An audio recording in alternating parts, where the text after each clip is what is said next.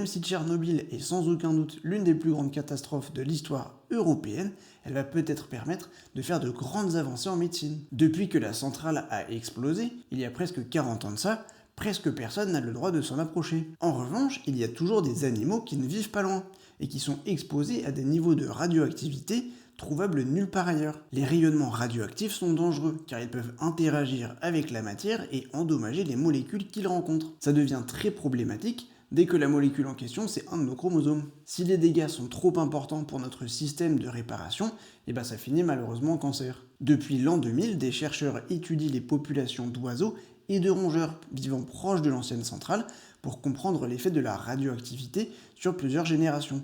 Mais ce n'est pas ce dont je veux vous parler aujourd'hui. Des chercheurs ont voulu faire la même chose qu'avec les oiseaux et les rats, mais avec des petits vers cette fois, et leurs résultats sont vraiment très surprenants. L'ADN de ces vers trouvés à proximité de Tchernobyl n'est pas endommagé, et n'est pas différente de l'ADN des vers qui vivent dans le reste du monde.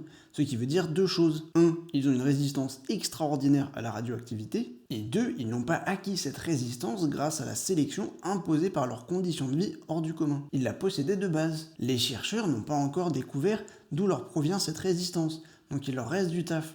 Mais ça fait quand même plaisir de savoir que